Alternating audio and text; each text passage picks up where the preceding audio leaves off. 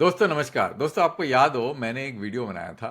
Just 2 दिन पहले मैंने इस वीडियो को अपलोड किया था और इस वीडियो का टाइटल है Vodafone idea investments 2 rules that will decide everything. ठीक है ना। और इसके अंदर में मैंने वीडियो इसलिए बनाया था क्योंकि ये वीडियो में मैंने जो ग्रेप वाइन चल रहा है, जो रूमर्स चल रहे हैं कि कितने सारे इक्विटी इन्वेस्टर्स इन्वेस्ट करने के लिए तैयार बैठे हैं या बातचीत चल रही है, उसके बारे में मैंने वीडियो बनाया था। उसके बाद क्या हुआ कि मेरे एक दर्शक ने बड़ा इंटरेस्टिंग सा एक कमेंट किया। और दोस्तों मैं इस तरह के कमेंट की का इंतजार करता रहता हूं क्योंकि ये बड़ा सोच के बहुत इंटेलिजेंट तरीके से कमेंट किया जाता है। और ये कमेंट के अंदर में अगर आप इसको ध्यान से पढ़ेंगे, ये कह रहे हैं कि इससे स्पेक्ट्रम का जो डेट है जिसके कारण जो है बैंक लोन नहीं दे रही है वो 80% तक कम हो जाएगा। इससे सरकार इससे जो है वोडाफोन आइडिया बैंक से लोन ले सकती है। अब जैसे ही मैंने इसको देखा मैंने बोला ये तो बहुत ही इंटरेस्टिंग है, इसके लिए इसके ऊपर एक वीडियो बनता है। तो मैंने क्या किया कि जितने इन्वेस्टमेंट्स ऑप्शन हैं सारों को मैं एक टेबुलर फॉर्म में इवेलुएट के लिए आपके सामने प्रस्तुत करूंगा और आप खुद डिसाइड करिए कि कौन सा वायबल ऑप्शन है from A regulatory point of view. क्योंकि दोस्तों जब कोई इन्वेस्टर किसी कंपनी में कंट्रोलिंग स्टेक लेने की कोशिश करता है उसके पास दो ऑप्शन होते हैं। या तो वो एग्जिस्टिंग शेयर होल्डर से शेयर खरीद ले और उनको जो है पैसा दे दे और वो लोग निकल जाए, या फ्रेश इक्विटी जो है कंपनी से इशू करवा के नए शेयर्स में इन्वेस्ट करे, जिससे क्या होगा कि जो एग्जिस्टिंग शेयर होल्डर है वो डाइल्यूट हो जाते हैं। है ना दोस्तों। तो ये जो डाइल्यूट का जो सिचुएशन है इसमें सेबी बहुत सख्त है।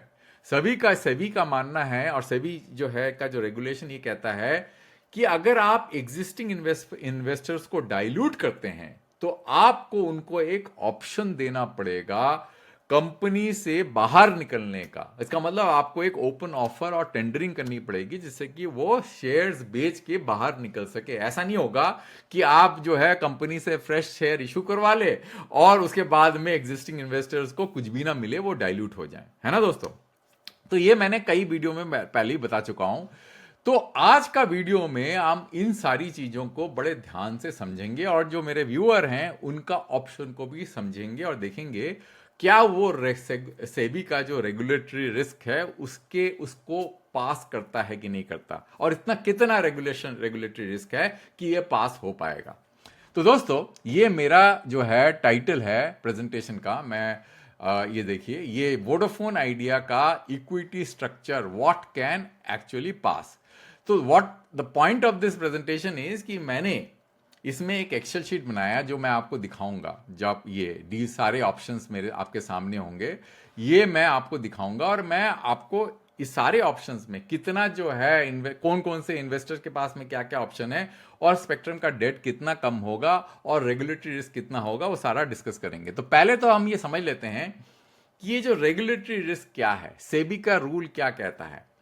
तो सेबी का रूल ये कहता है कि देखिए पहला तो ऑब्जेक्टिव समझ लेते हैं। ऑब्जेक्टिव क्या है कि मैं व्यूअर के क्वेश्चन को आंसर करना चाहता हूं विथ नंबर्स और मैं इसको मैप करना चाहता हूं विथ सेबी के रेगुलेटरी रिस्क के ऊपर में, जस्ट नॉट विथ हेडलाइंस, मतलब पूरा नंबर के साथ में मैं इसको मैप करूंगा। तो क्वेश्चन क्या था, can a strategic investor rescue VI without triggering N open offer.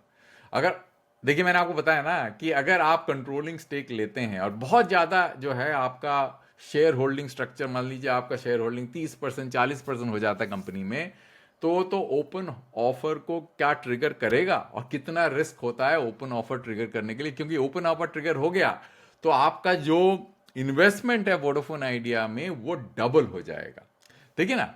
तो स्टार्टिंग पॉइंट क्या है, स्टार्टिंग पॉइंट सबको पता है 108 बिलियन शेयर, सरकार के पास 53 बिलियन शेयर, इसका मतलब 49%, सब बाकी लोगों के पास में 55 बिलियन शेयर 51%, और कैश एबिटा स्टार्टिंग का 8500, है ना। और बैलेंस शीट की जो प्रॉब्लम है 1.17 लाख करोड़ का स्पेक्ट्रम डेट, ये मैंने बताया था। और मैंने कहा था कि करंट जो है अगर FY28 देखें और जो आपने अगर लास्ट वीडियो देखेंगे तो आउटफ्लो करीब 26,000 25,000 26,000 करोड़ का ईयरली आउटफ्लो होगा to in order to meet the government debt obligation. तो इस वीडियो का पर्पस क्या है, तो 4 टेस्ट को इवेल्युएट करना। Does it trigger in open offer, right? SEBI का जो रेगुलेशन ट्रिगर होने के कितनी प्रोबेबिलिटी है, सारे स्ट्रक्चर को डिफाइन करेंगे और को एनालाइज करेंगे।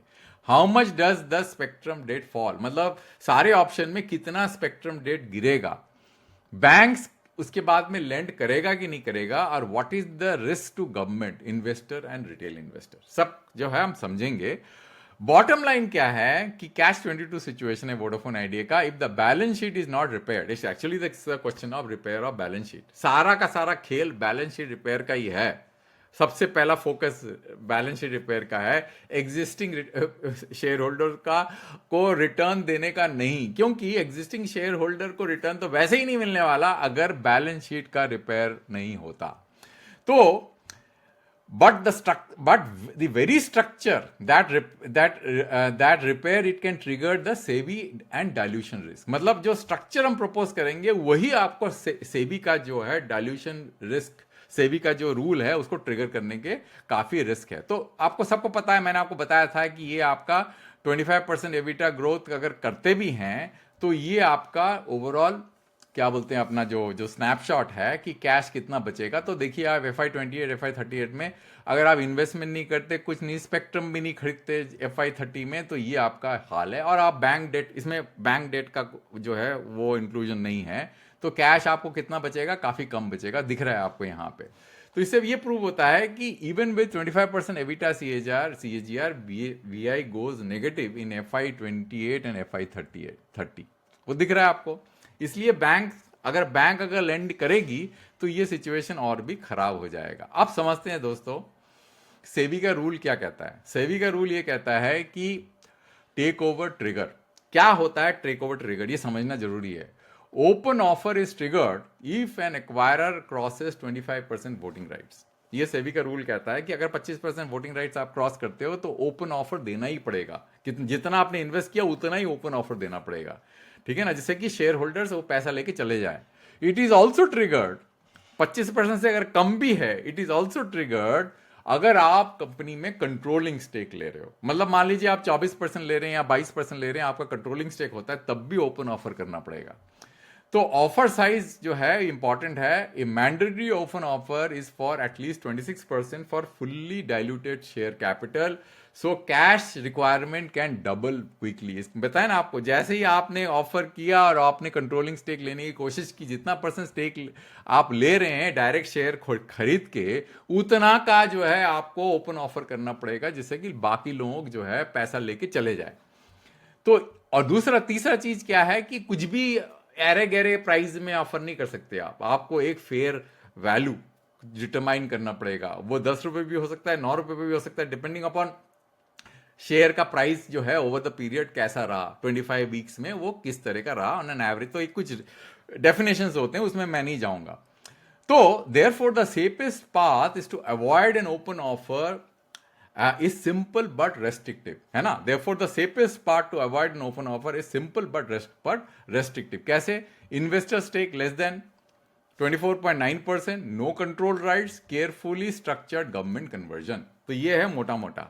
तो कैश 22 सिचुएशन क्या है? If the investor wants real control, the SEBI risk rises. If the investor avoids control, the business turn around becomes slower.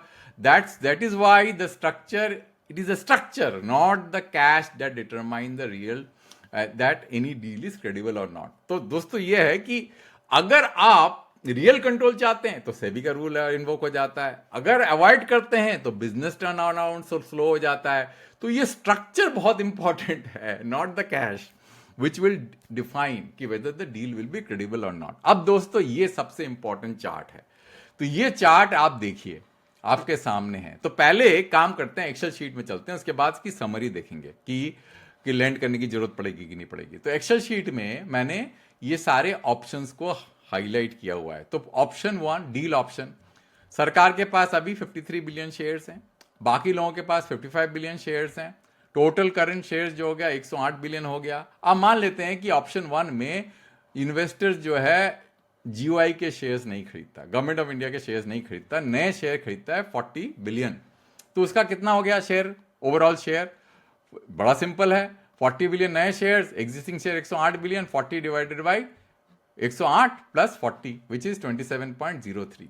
अब गवर्नमेंट का शेयर क्या हो जाएगा, आप क्या आसानी से कैलकुलेट कर सकते हैं, ये हो गया आपका 35.81। अब गवर्नमेंट का शेयर डाइल्यूट हो गया, गवर्नमेंट जो है 49% करने के लिए 38.3 बिलियन शेयर्स जो है वो ले सकती है ना। उससे क्या होगा, उसका स्पेक्ट्रम डेट जो है इतने अमाउंट से कम हो जाएगा।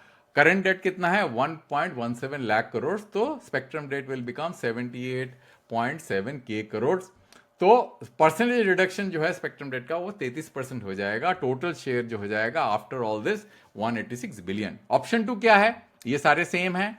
इन्वेस्टर ने क्या किया, सरकार नया शेयर नहीं लिए, गवर्नमेंट से 25 बिलियन शेयर खरीद लिया एट द रेट ऑफ ₹10। अब इन्वेस्टर का शेयर का कितना हो गया 23.15%। जीओआई का शेयर कितना हो गया 25.93%। अब जीओआई को 49% शेयर करना है तो कितना उनको नए शेयर्स जो है मिल सकते हैं 49.9 billion which is 48.9 billion which is लगभग 49 के करोड़। तो जो आपका 1.17 लाख करोड़ का spectrum debt will now become 68.1 K crore. तो स्पेक्ट्रम डेट जो है 42% रिड्यूस हो जाएगा। Total share will be 157। Option 3 क्या है, ये सारा सेम है। अब इंस्टेड ऑफ 40 बिलियन आपने 35.8 बिलियन लिया, मतलब खरीदा डीओटी से। क्यों, क्योंकि आप 25% से कम लेते हैं। यहां पे क्या हुआ 27.03% हो गया था, अब ये 25% हो रहा है। तो जीओआई का स्टेक कितना हो गया 36.86 बिलियन हो गया। नए शेयर कितने ले सकते हैं GOI in order to become 49%, 34.2 billion. Spectrum debt जो है नया स्पेक्ट्रम डेट कितना हो गया 82.7 के billion, reduction only 29%। Total share is 178 billion. अब ऑप्शन 4 जो कि व्यूअर का क्वेश्चन था, व्यूअर का जो ऑप्शन था, अब इसमें उन्होंने investor buys 48 billion shares from the government. कोई नए शेयर इश्यूज नहीं हुए, तो इन्वेस्टर का जो शेयर हो गया करीब 44.5% हो गया। जीओआई का हो गया 4.63%। तो जीओआई क्या करेगी अब नए शेयर, क्योंकि इतने कम हो गया, डाइल्यूट हो गई जीओआई, तो 94 बिलियन शेयर्स वो ले सकती है नए shares to increase it to 49%। तो now spectrum debt has reduced to 23 K. Spectrum date reduction is 80% और टोटल शेयर जो होगा सब कुछ मिला के 202 बिलियन। अब आते हैं दोस्तों इस चार्ट के अंदर में। अब देखिए पहला वाला जो है डेट जो है इज लेस बाई 38 के, ठीक है ना दोस्तों। बट इसके अंदर प्रॉब्लम क्या है कि 25% से ऊपर चला गया इन्वेस्टर का। ये कौन सा वाला है, ये नए शेयर इशू किया है। कौन सा वाला, ऑप्शन 1 जो मैं आपको बता रहा था यहाँ पे, सॉरी ये वाला ऑप्शन 1, ये है ना। तो नए शेयर्स इशू हुए 40 बिलियन, ठीक है। तो 40 बिलियन नए शेयर्स इशू हुए एट द रेट ऑफ 10। ये बहुत रिस्क है क्योंकि इसमें सेबी का जो है इतनी आसानी से क्लियर नहीं होगा, स्पेक्ट्रम डेट भी ज्यादा कम नहीं होगा, बट बैंक से पैसा नहीं चाहिए आपको, क्योंकि 40 के करोड़ आपके पास में नए इन्वेस्टमेंट के थ्रू आया, जो कि इन्वेस्टर के पास नहीं गया, कंपनी में गया। तो इन्वेस्टर्स जो है मतलब money flows into the company, तो आपको जो है कुछ बैंक से लोन नहीं चाहिए। बी में क्या हुआ, instead of buying instead of issuing 40 billion new shares, you are basically buying 25 billion shares from GOI, है ना। तो वही सारी कहानी मैंने जो आपको इसमें बताया था ऑप्शन 2 में, जो आप देखिए यहाँ पे, है ना। इसको जस्ट आप स्क्रीनशॉट ले लीजिए। तो इसमें क्या हुआ, इसके अंदर में डेट जो है reduce by 49 K crore. No money enters VI because सरकार लेके चली गई, है ना। अब इसका जो है लेस है, क्योंकि यहां पे आप देखिए जो उनका जो इन्वेस्टर का जो स्टेक होगा वो 23.1% होगा, है ना। मतलब फिर भी है ओपन ऑफर, फिर भी है, पर आपका 25% से ऊपर नहीं गया। स्पेक्ट्रम डेट गिर के कितना हो जाएगा 68 के हो जाएगा। अब आपको बैंक से पैसा चाहिए, क्योंकि स्पेक्ट्रम डेट ओनली 40% कम हुआ, फिर भी आपको बैंक से पैसा चाहिए, क्योंकि आपके पास कुछ पैसा तो आया नहीं इन्वेस्ट में, वो तो सरकार लेके चली गई। अब जो है एक और ऑप्शन, वीआई ने इन्वेस्टर को 38.8 बिलियन नए शेयर्स इशू कर दिए। टोटल शेयर कितना हो गया 43.8 बिलियन, इन्वेस्टर का शेयर हो गया अब 24.9। मैंने इसको कम रखा है, 25% से कम रखा है। और अब सरकार को 34.4 बिलियन जो है कन्वर्ट करना पड़ेगा, क्योंकि वो डाइल्यूट हो जाती है। आप देखें यहाँ ऑप्शन 3 देख लीजिए, यहाँ पे दिख रहा है आपको, क्योंकि नए शेयर्स जो है 35.8 बिलियन होगा और नए सॉरी जीओआई का जो नए शेयर इशू हुआ है इन्वेस्टर को 38.8 बिलियन और सरकार 34.4 बिलियन नए शेयर्स इशू करेगी और जिससे कि वो 49% हो जाएगा। इसमें नया स्पेक्ट्रम रेट 82.7 के होगा और टोटल शेयर जो हो जाएगा 178, राइट। तो इसमें जो है आपका रिस्क जो है लो मीडियम है और इसमें जो है आपका 38 करोड़ का इन्वेस्टमेंट कंपनी के अंदर आती है और आपको थोड़ा डेट तो चाहिए ही पड़ेगा। और जो व्यूअर का जो ऑप्शन है वो ऑप्शन नंबर 4 है, इसमें रिस्क बहुत हाई है क्योंकि इसमें क्या हो रहा है, आप जो है सरकार को इतना डाइल्यूट कर रहे हैं और बिना बाकी इन्वेस्टर्स को डाइल्यूट किए हुए आपका जो कंपनी के अंदर में स्टेक जो है ऑप्शन 4 अगर देखें ये बढ़ के जो है 44.44% हो जाता है। इसको बाईपास करना मेरे लिए बहुत ही मुश्किल है। इसीलिए जो इन्वेस्टर का जो ये जो व्यूअर का जो सवाल था इसको मैं ऐसे जवाब दे सकता था पर मैंने दिया नहीं। देखने में तो बहुत अच्छा लग रहा है ये, पर ये सेबी का जो रूल है उसको कैसे सरकमवेंट करेगा। मेरे हिसाब से जितने भी इन्वेस्टमेंट ऑप्शन है सारे में सेबी के जो है वो रूल जो है एप्लीकेबल होगा क्योंकि कोई भी इन्वेस्टर आएगा वो खैरात में तो आएगा नहीं, वो कंट्रोलिंग स्टेक के लिए आएगा। तो बट उसको सरकमवेंट कैसे करेगी ये है, और रिस्क जो है सबसे ज्यादा किस में है। तो ये चार्ट जो है आप इसका स्नैपशॉट ले लीजिए, है कि नहीं दोस्तों। तो इसमें बैंक लेंड तो करेगा क्योंकि स्पेक्ट्रम रेट बहुत कम हो गया, 80% जो है कम हो गया है, पर ये कैसे पास होगी मुझे नहीं मालूम, है ना। तो ये फाइनल स्नैपशॉट है, इसका भी आप जो है वो ले लीजिए, मतलब स्क्रीनशॉट ले लीजिए। तो आप देखेंगे कि व्यूअर प्रपोजल इसमें सेबी का रिस्क बहुत ज्यादा हाई है। सेबी का रिस्क सबसे लो ऑप्शन नंबर 2 में है, पर उसमें जो है आपका बैंक लेंडिंग की जरूरत पड़ेगी। और ऑप्शन जो मेरा 2 जो कि ऑप्शन ये वाला 2 में, तो अगर आप देखेंगे इसके अंदर में इन्वेस्टर बाई करता है गवर्नमेंट ऑफ इंडिया का शेयर, पर कुछ पैसा आता नहीं कंपनी में, और आपका जो spectrum debt only reduces to by 42%। तो दोस्तों यही था मेरा नेट ये बताने के लिए कि कितने सारे ऑप्शन है और कितना कॉम्प्लेक्स है। और इसमें सबसे बड़ा दिक्कत वाली बात है दोस्तों इक्विटी इन्वेस्टमेंट में कि जो रिटेल इन्वेस्टर्स हैं, जब तक आप बाईबैक ऑफर नहीं देते हैं, मतलब जो कहते हैं ना कि जैसे आपने कंट्रोलिंग स्टेक लिया तो आपको एक ऑप्शन देना पड़ेगा इन्वेस्टर्स को, अगर वो ट्रिगर नहीं होता जो सेबी के रूल है, ये देखिए ना, टेक ओवर बिड, तो रिटेल इन्वेस्टर्स को जो है नुकसान तो होगा, उसका कुछ कर नहीं सकते। पर बैलेंस शीट बचाना है कि रिटेल इन्वेस्टर को जाना है, तो ये सोचना पड़ेगा कि वोडाफोन आइडिया का बचाने का वो है कि आपको सिर्फ रिटेल इन्वेस्टर को पैसा दे के निकलवाना है, और कोई पैसे लगाएगा क्यों, क्योंकि इसको इतना पैसा एक बाकी इन्वेस्टर्स को निकलने के लिए देना पड़ेगा। तो बड़ा कॉम्प्लेक्स सा सिचुएशन है दोस्तों, इतना आसान नहीं है। तो अंत तक वीडियो देखने के लिए बहुत धन्यवाद। एक वीडियो स्टॉक में जल्दी लेके आऊंगा।